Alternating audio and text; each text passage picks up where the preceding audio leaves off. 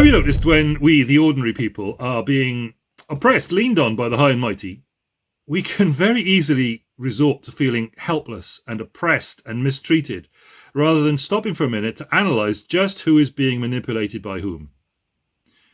That sort of thing is going to affect our behavior and response to the situation. It may be less than we would wish. And it's going to shape our peace in the situation to hand. Now, there are larger considerations to be borne in mind in a situation like that, although it can be hard to get hold of them at the time. And that is the message of our passage today in the book of Esther, chapter 3, verses 5 to 15.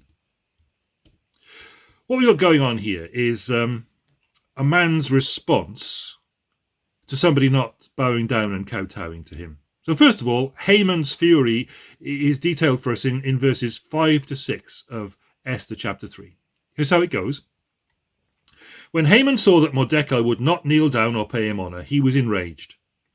Yet having learned who Mordecai's people were, he scorned the idea of only killing Mordecai. Instead, Haman looked for a way to destroy all Mordecai's people, the Jews, throughout the whole kingdom of Xerxes. Wow. Genocide, and we're only in chapter 3.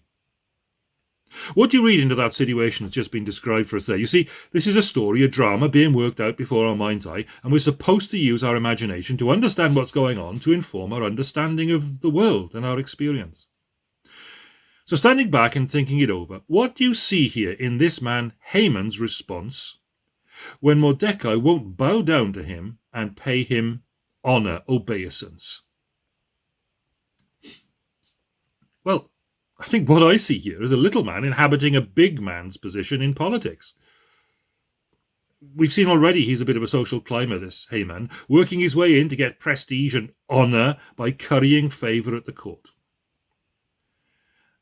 But favor at court and honor are not really the same thing, are they? You can work your way in and be very dishonorable in how you live your life, gaining favor where honor is not due. So here, when he is not bowed down to by someone who deserves to be honored, Mordecai, but hasn't been honored, because do you remember he saved the life of the king and then was passed over? When he's not bowed down by to a person who deserves honor but hasn't been honored, Haman throws a total hissy fit and overreacts completely. He scorned the idea of killing only Mordecai. Instead, Haman looked for a way to destroy all Mordecai's people, the Jews, throughout the whole kingdom of Xerxes. That is not, clearly not, the act of a big man. It's the vengeful, insecure response of a man who doesn't amount to much but has wheedled his way into power, risen to such a height that he can't even contemplate looking down in case he falls.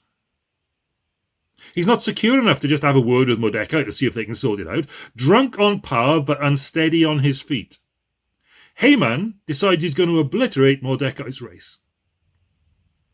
Odd, isn't it?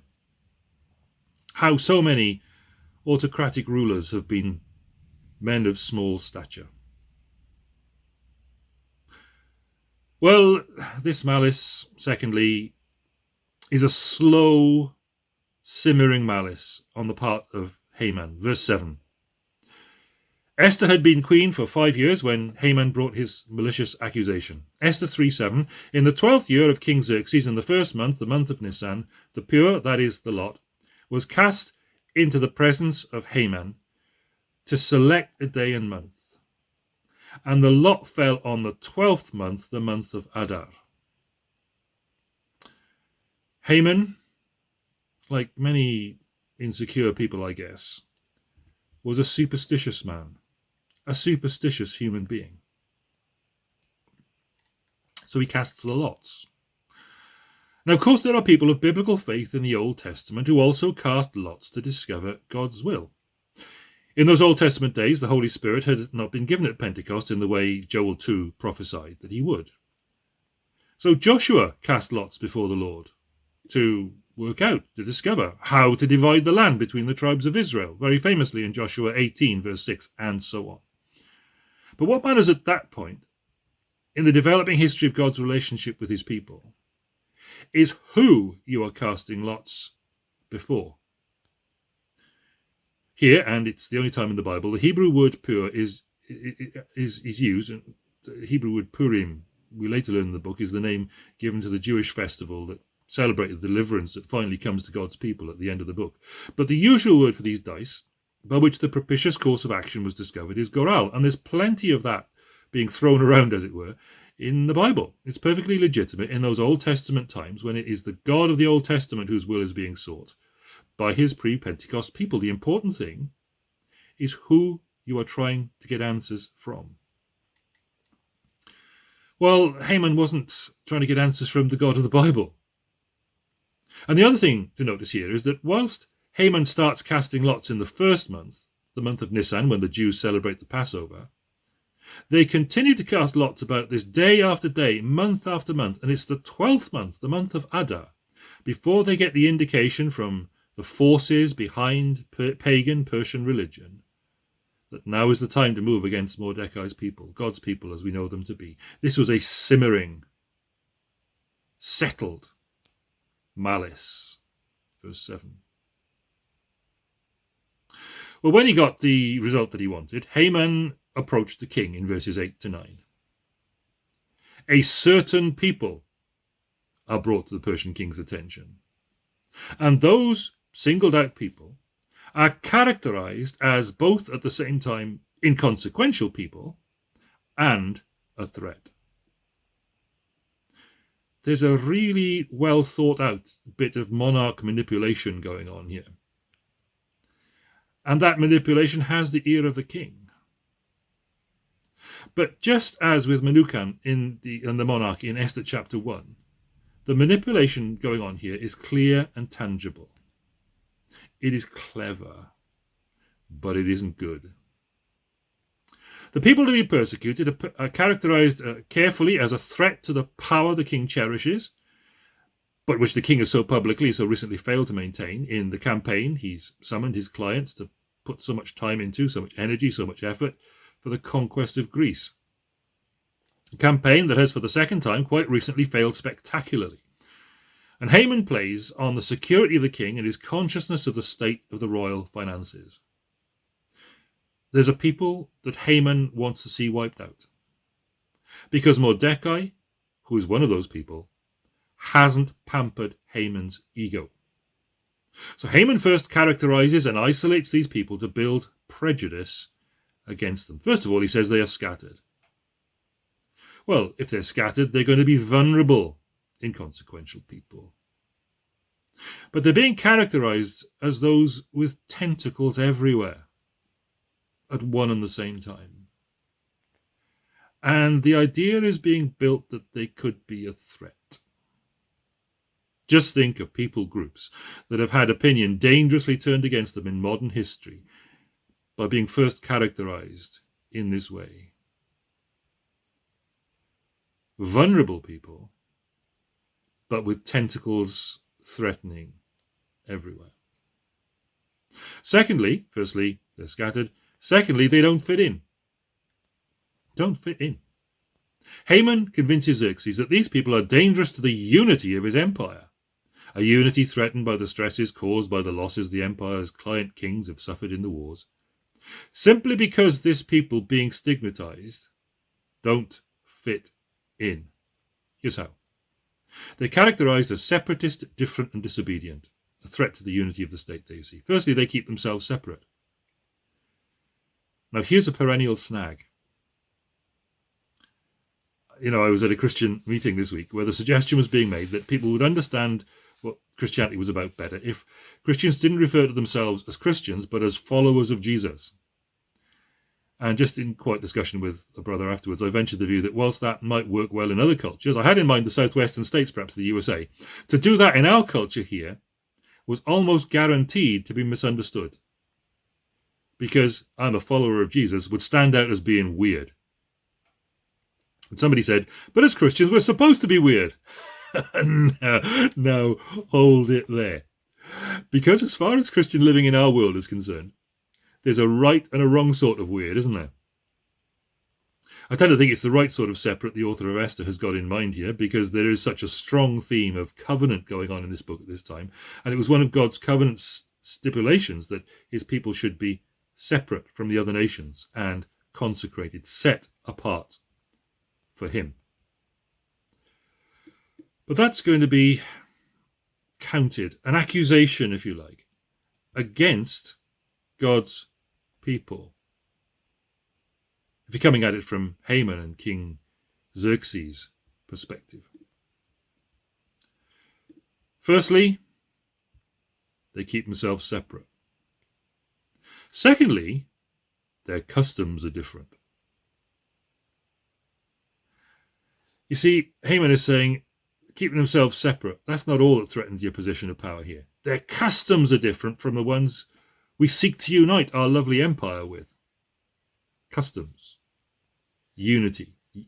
Well, insecure rulers, they seek to bolster their power with a unified culture. It's been the case throughout history that unity and diversity has characterized the kingdom of God, but insecure despots have sought to impose cultural uniformity in the assumption that this constitutes societal unity. Those are two cracking arguments to play on Xerxes' sense of insecurity and the political situation he's wrestling with, but Haman's stinger has been saved up till last. Thirdly, he says, they obey their own laws. They don't fit in, they obey their own laws.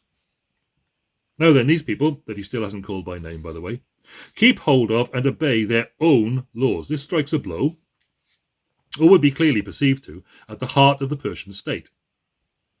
If he hadn't been already persuaded, Xerxes by now would be soundly on side with Haman on all this. And then Haman puts to the king, next of all, a consolidation of the already stated arguments. These people don't fit in. They don't fit in. They are scattered, and this situation is not in your interests. That's the third thing, it's not in your interests. Well, from everything we already know about Xerxes, he would be supremely well motivated by his own personal interest. He is a self-centered person in power. He's that dangerous feature on the face of humanity, a leader who can't say no to himself. So yes, nicely played, Haman. Their laws are different from those of every other people. They do not keep the king's laws, so that it is not to the king's profit to tolerate them. That's Esther 3 verse 8. And now Haman goes on from that point. It's not in your interest. He removes the king's most pressing problem for any consideration of this evil proposition. Haman says, and I'll give you money. Do this and I'll give you money. Verse 9, I will pay 10,000 talents of silver into the hands of those who have charge of the king's business, that they may put it into the king's treasuries. Well, we know that Xerxes was short of money because of his expensive campaigns that had failed in Greece. And we know that he's going to be limiting what he does because he hasn't got the spons, as it were, to crack on. So Haman says, this is what I want. This is why you should do it. It's definitely in your interest. And by the way, here's a large wad of cash to enable this to happen. So fourthly then, what was the king's response to all of this? Verses 10 and 11. So the king took his signet ring from his finger, gave it to Haman, son of Hammedatha, the Agagite, the enemy of the Jews. Keep the money, the king said to Haman, and do with the people as you please. What's going on here? Well, I was puzzling that through and I couldn't quite get my head around it, so I did a bit of sweating with the Hebrew here. I reckon the English Standard Version, which sticks really closely to the text here, gives us a bit more of a clue as to what's going on. And the king said to Haman, says the ESV, the money is given to you, the people also, to do with them as it seems good to you. What money? The money Haman has just said he'll give the king, which is far more than is going to be expended in publishing the king's edict and in executing the command that it carries. The silver, the money, is given to you, says the Hebrew. This money Haman has promised is the only money in the context, so it is that money. Right, okay. Now just consider, if you would, the historical context that drops into. We know, just said, the king is pretty fresh back from his military campaigns in Greece that had led up to the disastrous Battle of Salamis, the disaster befalling Xerxes which concluded the Second Persian War. And we know that because of that, Xerxes is very much short of funds at this particular point in time. And it looks as if Haman's offer of a huge sum, far more than needed for the task he wishes to see accomplished, recognizes that Xerxes I is having to cut his cloth very much according to his empty pocket. And Haman is promising to cover the costs of his plan for the genocide of the Jews, probably quite a bit left over. And so, knowing that the costs entailed are covered, the king most unhesitatingly says, the money is given to you or for you and the people or nation to do with it for them as is pleasant to your eye. It's as if Haman has been very sensitive to the fact that the king is impecunious, out of money, and therefore needs to minimize government interventions of all sorts.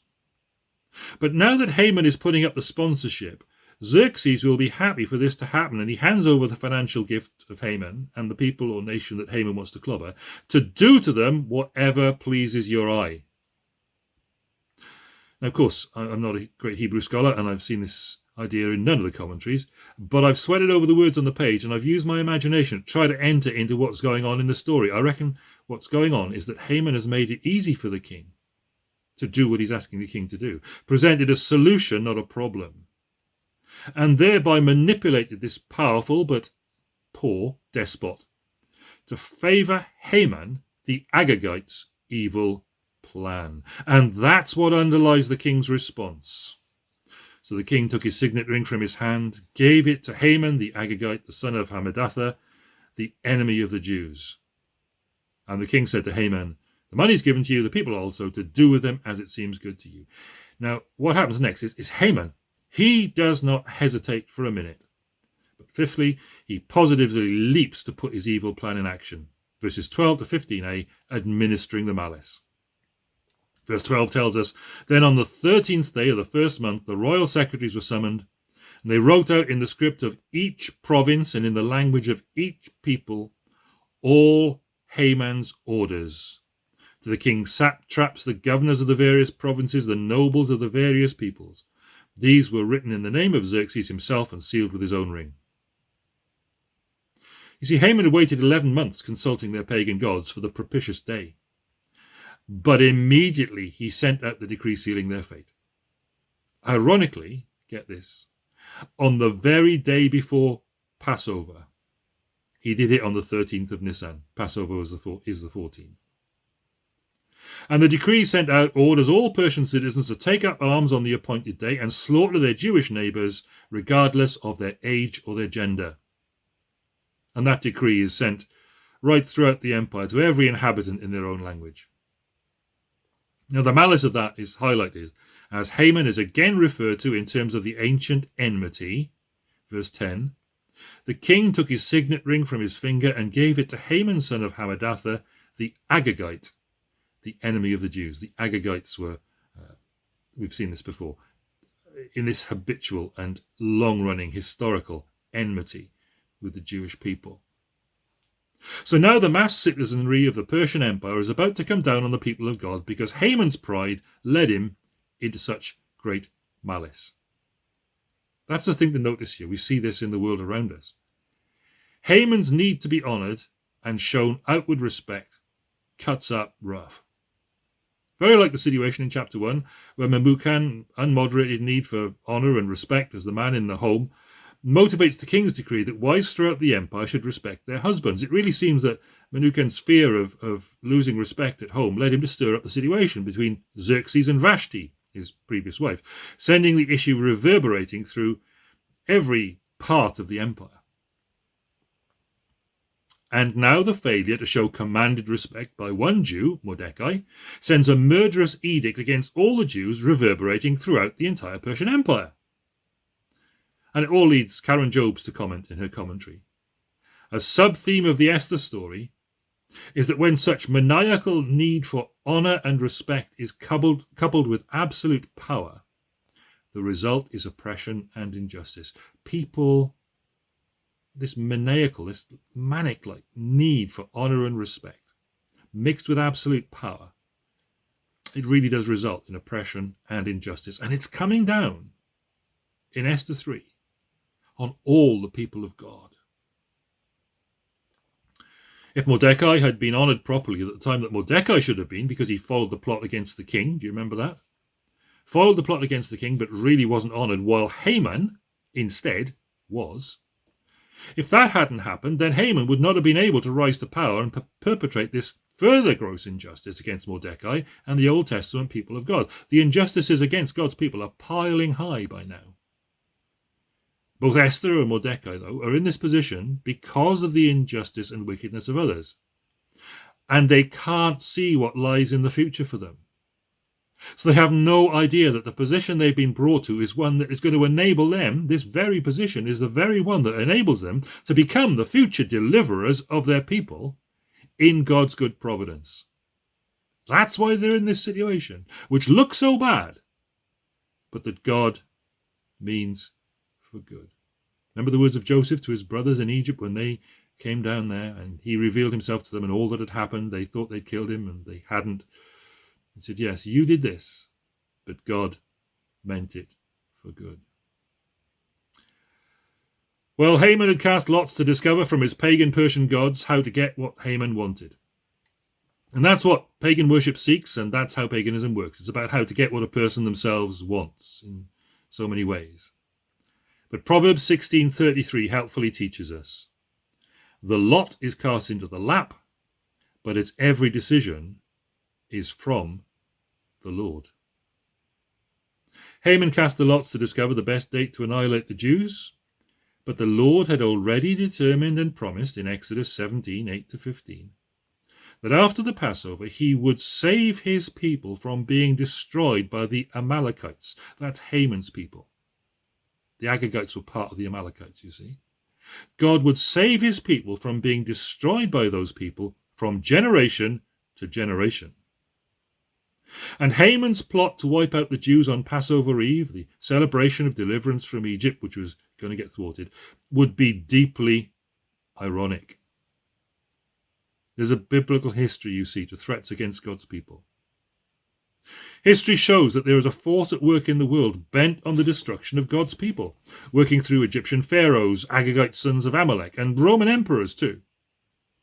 In the Roman Empire, many believers laid down their lives, many Christian believers by then, because their allegiance to Christ was viewed as a lack of respect shown on their part to Rome's emperors, who demanded that whatever a person's personal faith, they should burn a little incense publicly to the imperial gods to demonstrate respect for the authority of Rome.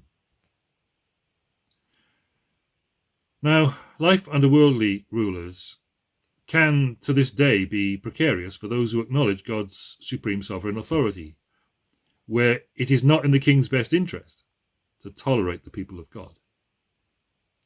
And Revelation, the book of Revelation at the end of the Bible, fills in the cosmic background to this theme in world history with its account of the beast in Revelation 13. Worth a read if you have the time and want to understand the background to the perception of the people of God across history and in the present day, of how human pride and the demand for obeisance, doing honour, made by insecure people in positions of power, serves the destructive purposes of the enemy of souls.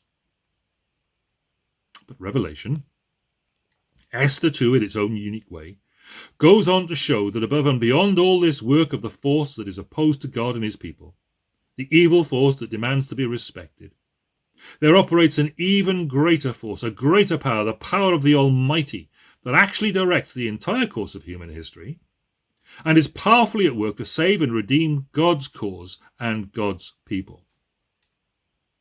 And we see it supremely, of course, in Christ, who, Colossians 2:15, having disarmed the powers and authorities, he made a public spectacle of them, triumphing over them by the cross. Right there on the cross was where he won.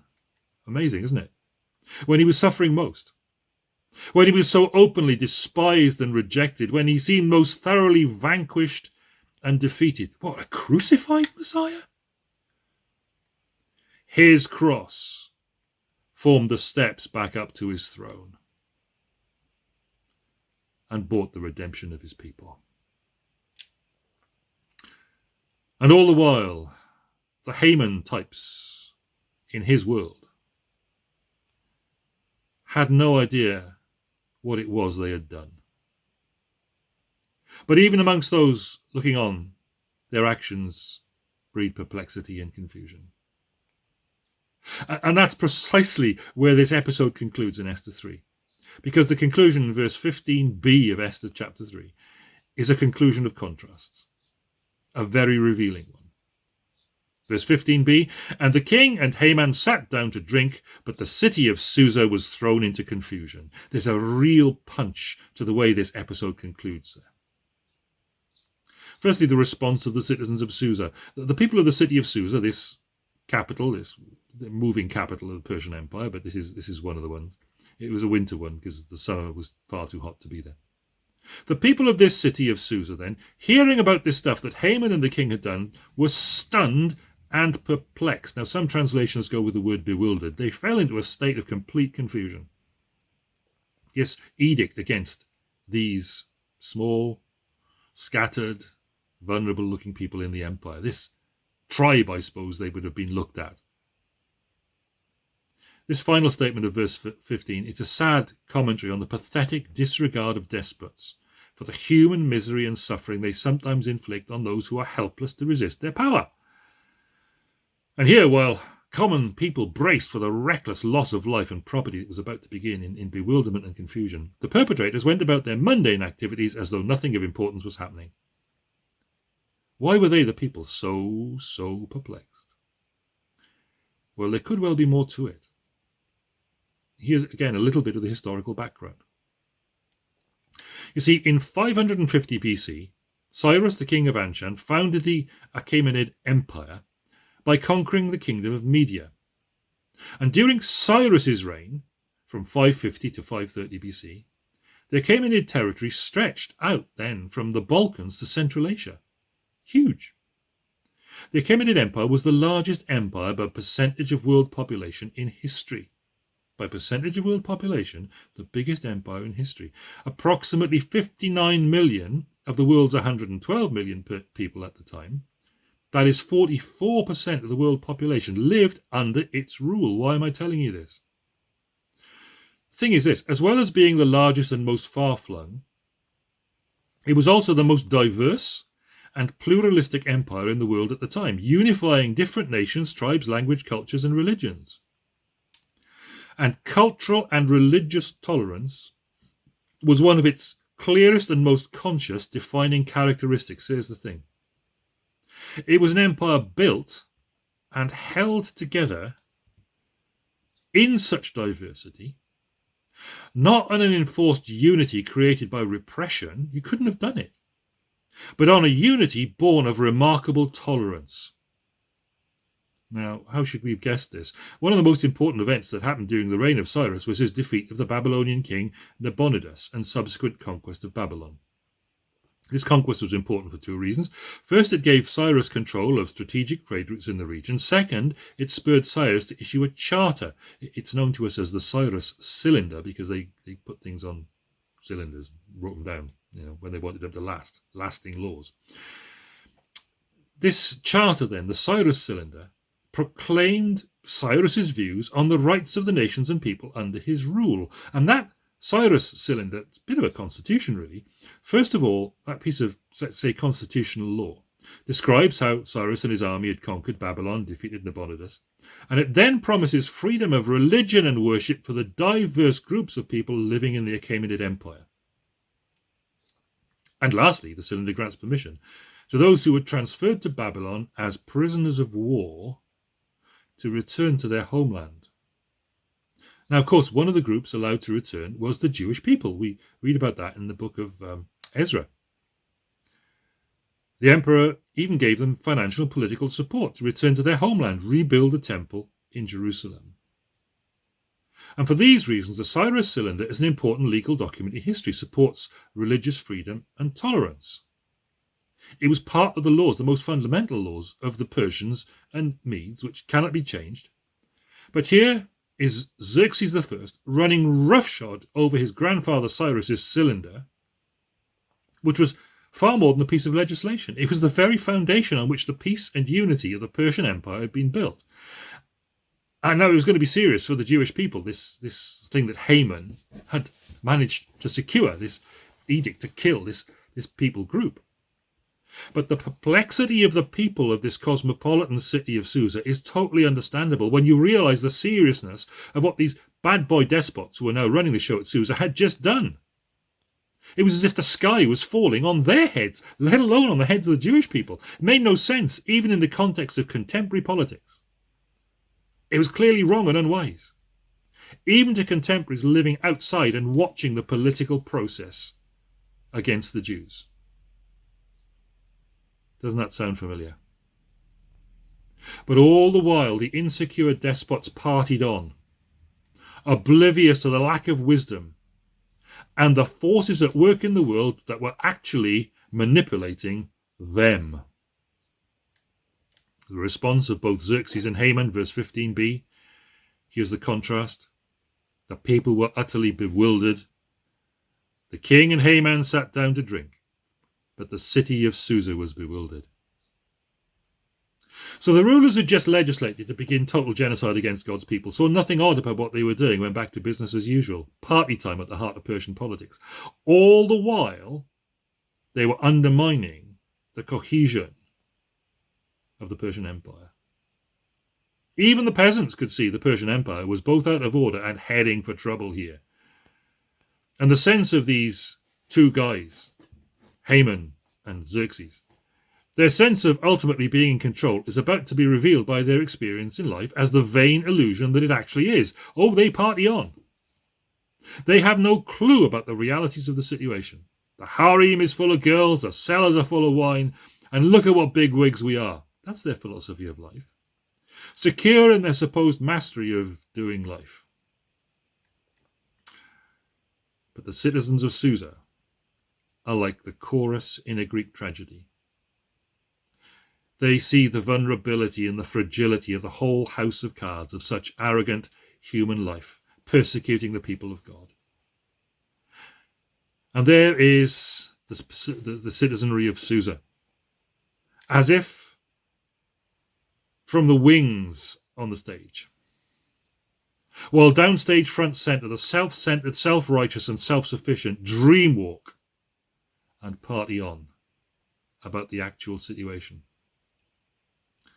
See, Esther shows us there's a God who is over all and who does work omnipotently, but almost silently, so that human malice is reversed, as he did on the cross, so that his plans and purposes prevail, guarding the security and the final destiny of his plans and his people. And if you are of his people and are puzzled and perplexed today about what is happening to you and around you, and you don't know how you can fathom it or comprehend it or how you can weather this storm, here's another indication of why this God and why the message of this book of Esther